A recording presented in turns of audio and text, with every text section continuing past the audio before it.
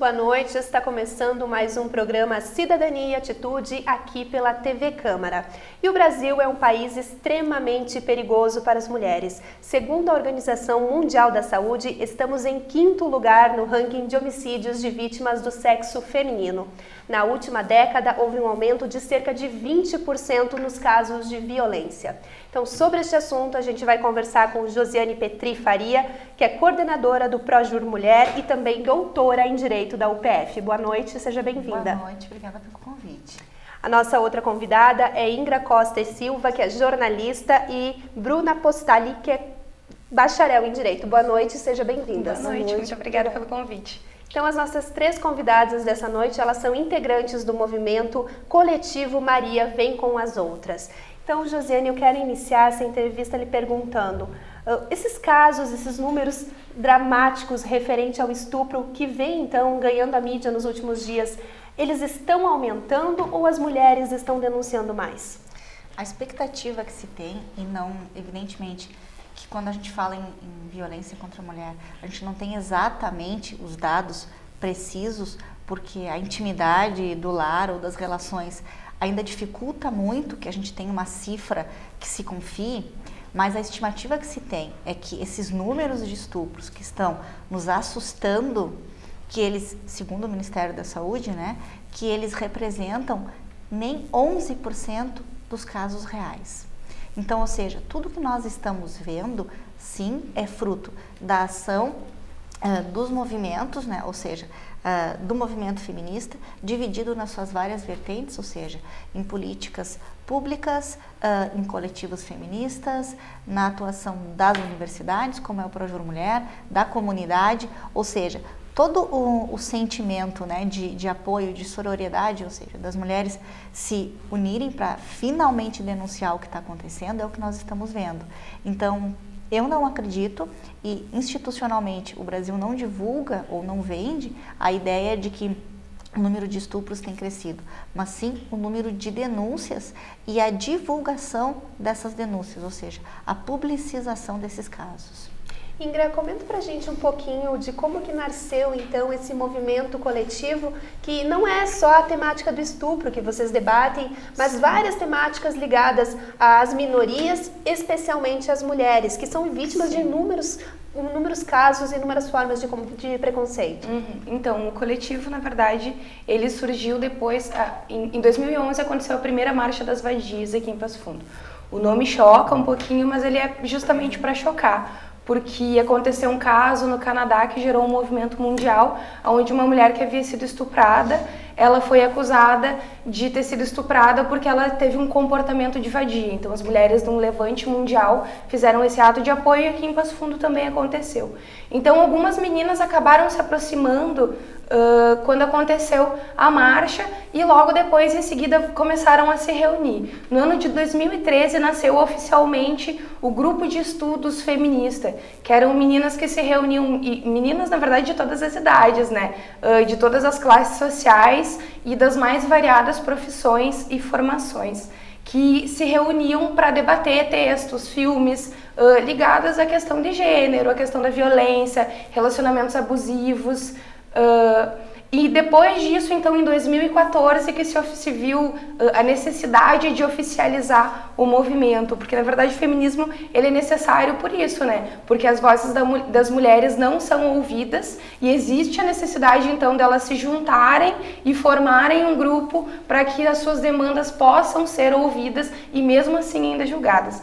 Então, em 2014, surgiu oficialmente o Marias, que faz o debate de textos, de situações, violência de gênero, violência na escola, abuso familiar. São várias as discussões que são feitas pelo coletivo. E Bruna, esse caso especificamente mais recente aí da menina que foi estuprada por vários homens, ele ganhou a mídia nacional, mas ele não acontece eventualmente. A gente observa que isso acontece em casas de inúmeras famílias que não têm muitas vezes coragem de falar, mas também acontece aí no Nordeste outros casos coletivos, mas que não ganham a mídia. Por que vocês observam que isso não tem tanto destaque? É a cultura do estupro mesmo. Hoje, mais de 50% dos abusos acontecem dentro de casa, pais, maridos. Os estupros coletivos estão aumentando cada vez mais, a gente vê, né, como tu falou. Mas é uma questão assim, a mulher objeto, isso é normal, isso acontece. Ela estava bêbada, estava vestida que nem vadia. É a cultura que a gente tem hoje em dia, infelizmente. Quando surgiu a imprensa nacional falando dos 33 homens, a gente viu muita gente culpando a vítima, né? Culpabilizando ela, dizendo que ela era drogada, que ela estava no lugar impróprio, na hora imprópria, que ela pediu. As mulheres ficam assim com medo, elas se sentem culpadas também por isso. E vem toda essa bomba de pessoas acusando, é um outro abuso que ela recebe. Isso que ela está falando, do fato da mulher se sentir, né, um objeto, porque vocês lá no Prajur Mulher com certeza recebem as vítimas, tem que ter um tratamento diferenciado, porque elas já foram vitimizadas, estão sofrendo ainda, muitas vezes com os filhos, e não sabem como lidar com isso. Sim, isso a gente estuda dentro da criminologia, né, que são os processos de vitimização. A vitimização primária, quando você é agredida diretamente pelo agressor. Vitimização secundária, quando você espera um atendimento acolhedor e de qualidade das instituições que têm a obrigação legal de te oferecer segurança e proteção.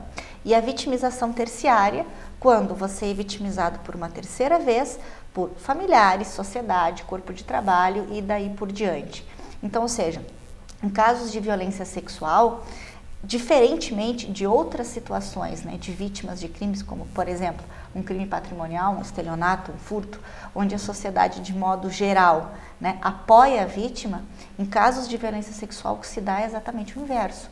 Ou seja, a vítima, por vezes, tem receio ou medo de denunciar, porque mesmo diante de toda a dificuldade de provas que ela enfrenta, a palavra dela é a primeira que é posta em dúvida.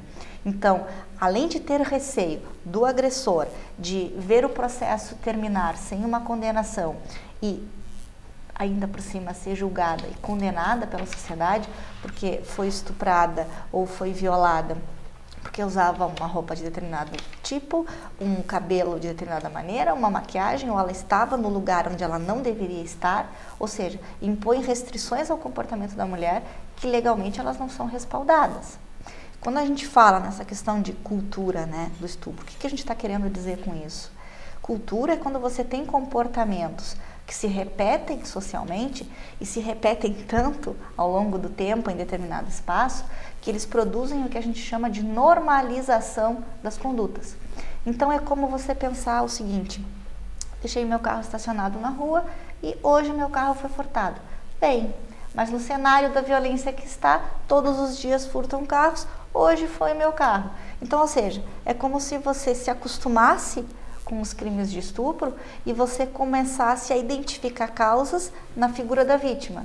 E você acha que é normal alguém ser estuprada porque estava embriagada, ou porque estava drogada, ou porque tinha dormido, ou porque usava determinada roupa. Então, ou seja, o que a normalização faz? Com que a gente não se importe mais, né? E isso é realmente um momento em que nós temos que identificar essa normalização produzida socialmente e transformar, ou seja, se questionar o que está acontecendo, que justamente nesses crimes a gente não oferece apoio à vítima. Por quê? Né? Mudar o comportamento. A cultura ela não se modifica ao longo do tempo? Sim, tanto que a gente olha retrospectivamente a história e a gente consegue identificar momentos culturais. Então isso não é para sempre. Cultura é informação histórico-social. E tudo que é histórico é passível de mudança, de transformação. Então não é nós falarmos hoje e pensarmos que isso vai surtir efeitos para daqui a 20 anos. Não! A cultura a gente começa a transformar, a se transformar a qualquer momento, em qualquer espaço. Eu acho que todas as pessoas que observam, que veem um caso de violência contra a mulher, elas têm que se tornar personagem nessa luta contra, né, esse preconceito, contra as minorias, contra as dificuldades. Exato. É importante que nós que estamos em casa também tenhamos esse papel de ajudar nas denúncias. Na verdade, é importante a gente ter muito claro assim, que quando a gente fala em violência contra a mulher, estupro, existe uma palavra que a gente fala muito no feminismo, que é empatia, que é você se colocar no lugar do outro, porque você tem que pensar que a outra pessoa, ela tem outras vivências, ela tem outra realidade, ela não tem... Para você pode ser que tal ato seja um absurdo, mas na realidade que ela está inserida, ela não conhece outra situação, enfim, você tem que ter empatia com essa pessoa.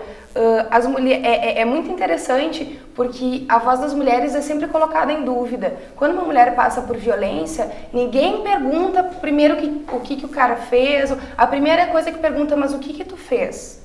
Como que tu estava vestida? Onde é que tu estava? Mas tu pediu, mas tu não sei o quê. Não, ninguém pede pra ser estuprada, querido. Ninguém.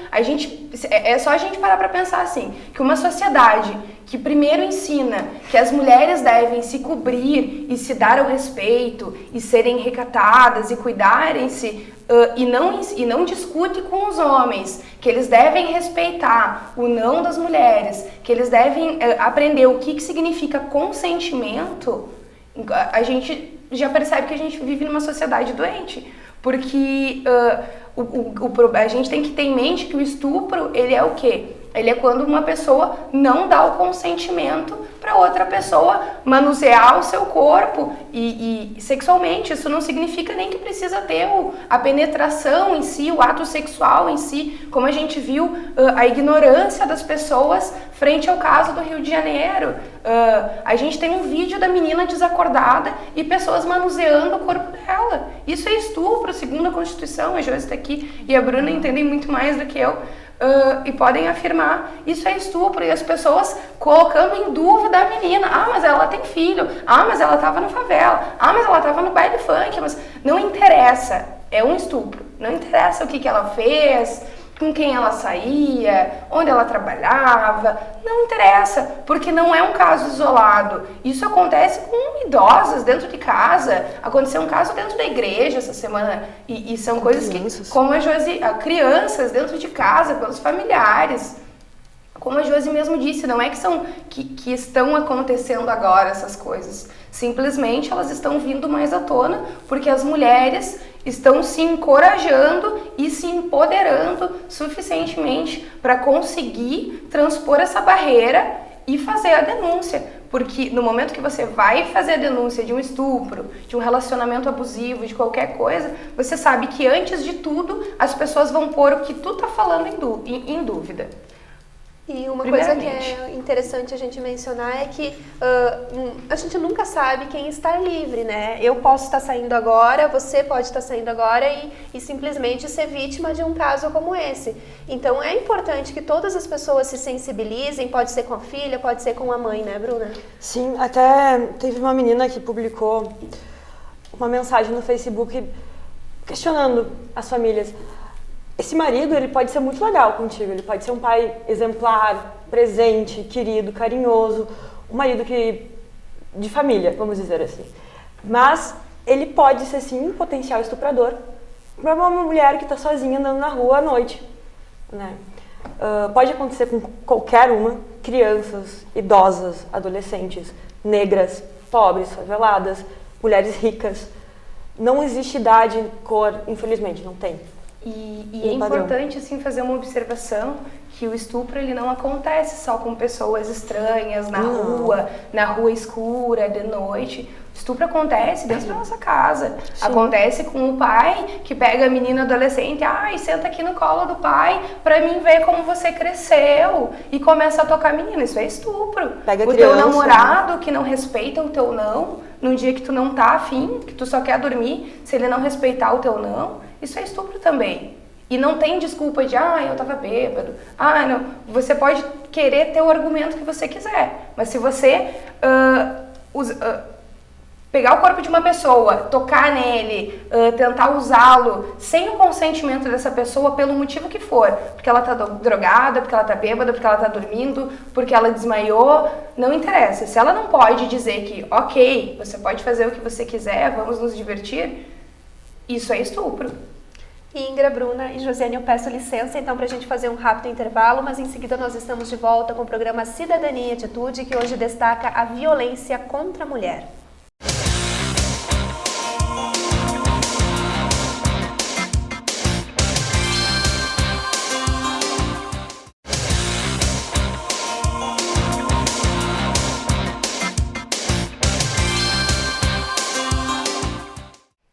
Estamos de volta com o programa Cidadania e Atitude, que nesta noite destaca a violência contra a mulher. E as minhas convidadas são Ingra Costa e Silva, Bruna Postali e Josiane Petrifaria, que são integrantes do movimento coletivo Maria Vem com as Outras. Bruna, eu quero iniciar contigo então esse segundo bloco do nosso programa, falando um pouquinho então e explicando para quem está em casa o que significa esse delito do estupro. Quando que a gente pode dizer que realmente uma menina foi estuprada?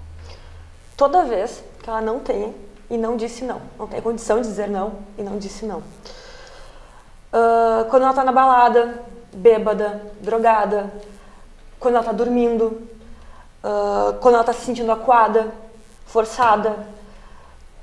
Essas são, entre outras, assim.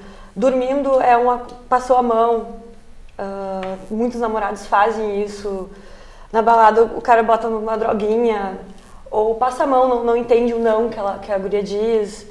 O marido que força a mulher a transar, que passa a mão nos filhos, que toda vez que a mulher se sente agredida, invadida, sabe?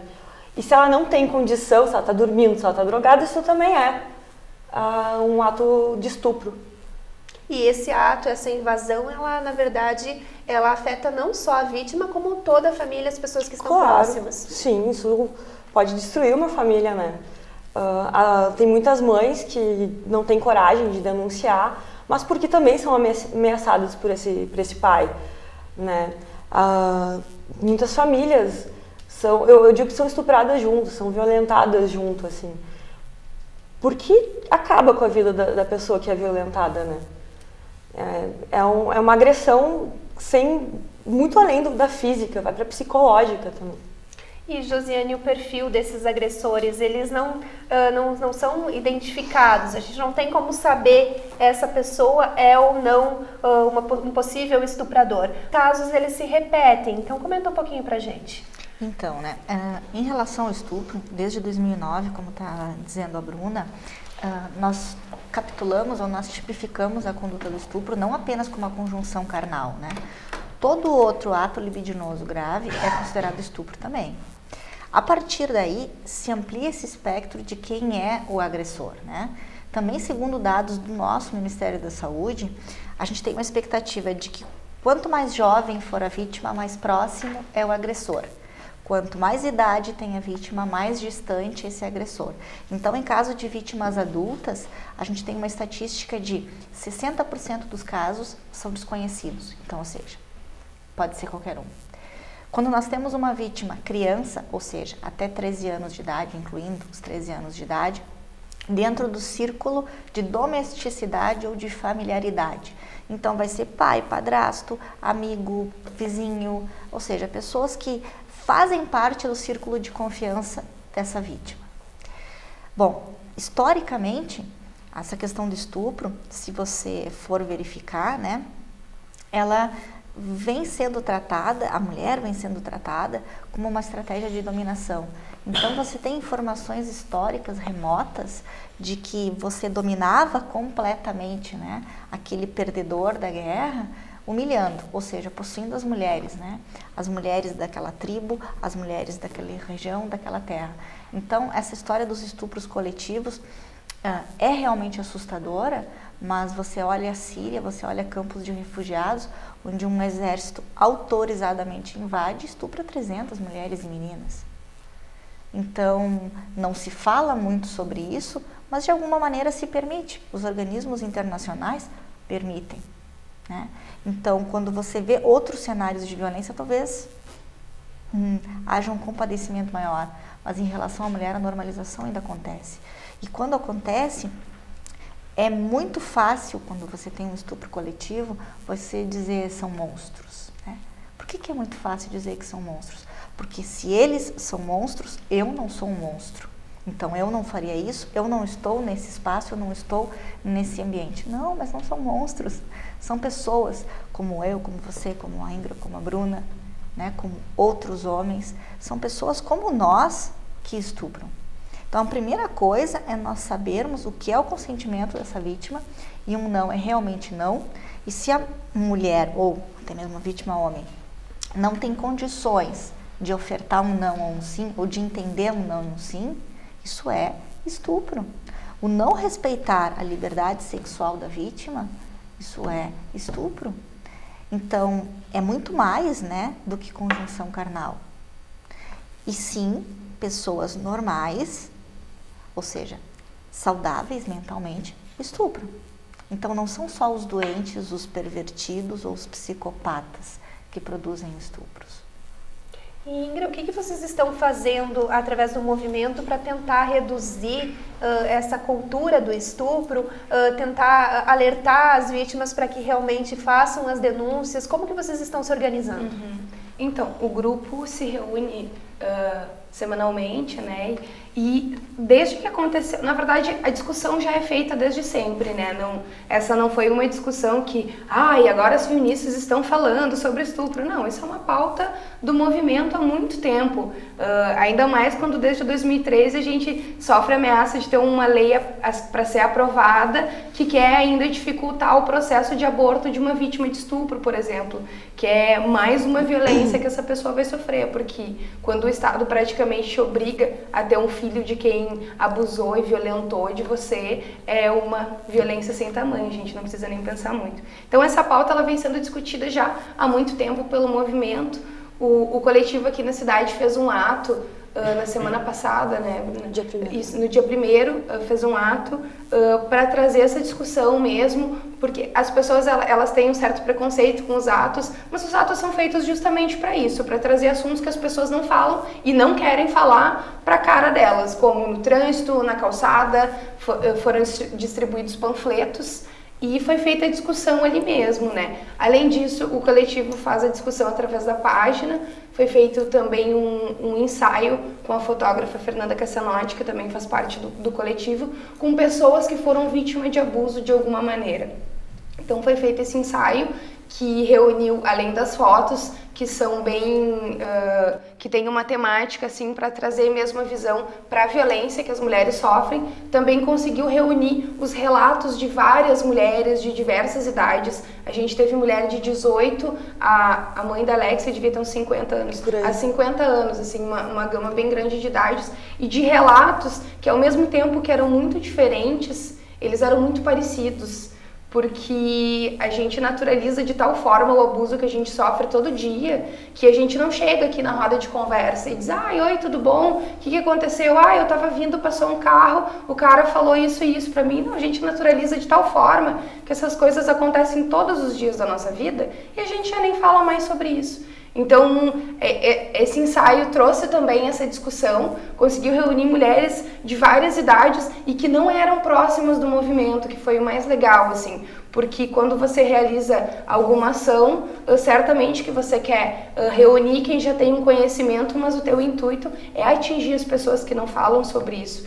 Então, muitas mulheres se sentiram encorajadas com isso. Pode não parecer nada, tipo, foram lá tirar foto. Mas não foi só isso, foram muitas mulheres contando as suas experiências, trocando as suas experiências, entendendo que elas não eram culpadas por aquilo e que elas não tinham que passar por aquilo. E isso já pode não parecer muito para quem está vendo de fora, mas para quem sabe a dificuldade que é uma mulher que passa por abuso, não precisa nem ser o abuso sexual, não precisa nem ser o estupro, mas uma mulher que passa por um tipo de situação dessas, sabe quão difícil é falar sobre o assunto. Então, no momento que tu consegue fazer essas mulheres abrirem isso, publicizar isso, e não só fazer uma foto e botar um depoimento, mas discutir isso nos seus meios. A mãe da Alexia, que posou com a gente, ela tá lá conversando com as colegas de trabalho dela, dizendo, olha, talvez essa atitude aí não é tão legal, talvez não seja por aí. E isso é um grande avanço, assim. E claro, a gente faz reuniões todas as semanas que todo mundo é convidado, não só as mulheres, mas também os homens que querem fazer a discussão. Porque quando a gente fala de feminismo, não é tipo, o poder supremo das mulheres, não. A gente quer simplesmente que as mulheres sejam respeitadas por ser mulher. E os homens são muito importantes nesse processo, porque são eles que estão abusando, porque são eles que, não todos eles, mas é uma parcela deles sim, que nos assusta, que mexe com a gente na rua. Para complementar a frase da Ingrid, quando a gente teve a ideia de fazer o ensaio das fotos, a gente não pensou, vamos chamar mulheres que tiveram algum tipo de abuso. A gente só foi se dar conta que todas as mulheres que estavam lá tinham sofrido abuso quando a gente sentou para conversar sobre. E foi muito assustador, porque não foi uma exceção, não foi uma ou duas que estavam lá, foram todas que tiraram foto. Se eu não me engano, acho que eram umas 20 meninas, assim. Mais 20 20 e poucas. E é muito assustador, porque não é exceção. Se a gente for pegar uma roda para conversar, todas as mulheres dessa roda vão ter sofrido algum tipo de abuso, verbal, físico ou psicológico. E é assustador pra caramba, assim. Por exemplo, né? Agora eu vou perguntar. Você já passou, uma pergunta simples, né, para entender, para que todo mundo possa entender. Você já passou, quando estava caminhando pela rua, independente do horário, pode ser 2 da tarde, viu uma obra em construção, você alguma vez já atravessou a rua? Várias vezes. E por quê? A gente se sente, eu acho que na verdade, intimidada, né? Não só o fato de receber que eles acham que seja um elogio, mas muitas vezes é uma agressão, como a gente vem comentando ao longo do programa. A gente não espera receber gestos de carinho com quem a gente tem intimidade. E não é isso que acontece quando a gente está na rua, né? A gente não está aberta para receber um gesto de carinho de qualquer pessoa.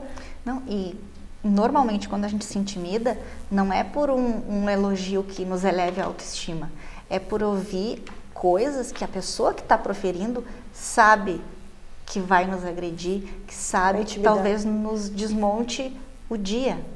Se você for olhar essas estatísticas que eu estava falando, as mulheres na postura de agressoras, elas não representam nem 2% das denúncias. Então a gente ainda está falando de um agressor sexual essencialmente masculino. Então as atitudes precisam ser repensadas, porque sim, se nós formos conversar mais alongadamente, todas nós com certeza passamos por situações, no mínimo, de discriminação de gênero nos últimos 10 dias. Por quê? E é importante até ressaltar, Josi, que os companheiros homens, assim, que eles prestem atenção nas suas próprias atitudes, repensem. Tem uma assim, que é simplíssima e não tem erro. Pensa se fosse a tua irmã ou a tua mãe que está ouvindo isso, o que ela ia achar? Isso aí que tu vai falar. Se alguém passasse ali pela tua mãe ou pela tua irmã e falasse isso, ia achar legal? Não ia. Então talvez você deva repensar o que você está falando e também fazer o alerta para os seus amigos, para os seus companheiros. Porque receber ali a foto da menina que o cara tirou enquanto estava dormindo para mostrar como troféu que ele pegou ela e tal, e tu ver essa foto ou repassar, ou nem falar nada para a pessoa que te passou isso, já é uma atitude a ser repensada. São nesses pequenos gestos que a gente consegue mudar. A gente não quer que os homens não falem mais com a gente, que não falem nada, que não é isso. Mas existem 1000 maneiras de você falar a mesma coisa. Infelizmente, o nosso tempo do programa ele está chegando ao fim, mas, Josiane, eu acho importante, como a gente debateu muito a questão de violência, o assédio sexual, o estupro no nosso programa, lembrar que nós temos programas, temos a Delegacia da Mulher, temos o 180, que as mulheres podem fazer a denúncia, temos a Casa da Mulher também recebendo as vítimas, para que elas se sintam seguras, então, para procurar uma ajuda. Então, o Projur Mulher está à disposição de toda a comunidade, né? Nós atendemos no campus 3 da UPF, de segundas às sextas-feiras, das 13h30 às 17h30. Nosso telefone é 3316-8576, estamos no Facebook e ainda temos um e-mail, projurmulher@upf.br. Qualquer solicitação, não há necessidade de identificação, estamos dispostos a oferecer qualquer tipo de informação e acompanhamentos jurídicos processuais quando forem o caso. Então tá ok, meninas. Temos os Marias também. Né? Pode falar isso. Não, temos o coletivo Marias também, que a gente ajuda, encaminha para profissionais. Inclusive também, tem psicólogas, né? Inclusive tem psicólogas, advogadas, como a Jaque e eu. E a gente traz, muitas mulheres têm dúvidas sobre violência, sobre o que é relacionamento abusivo, sobre o que não é. Ai, feminismo, palavra feia. Vem conversar com a gente, sabe? Procura lá o nosso Facebook, que é Coletivo Feminista Maria Vem com as Outras. A gente responde lá quando dá, porque o pessoal também não é um órgão, né, que faz o atendimento. São pessoas que se reúnem para lutar por uma sociedade melhor. Então a gente vai te responder, vai conversar. Então segue a nossa página que a gente também posta muitos conteúdos a respeito de todos esses assuntos que envolvem as mulheres.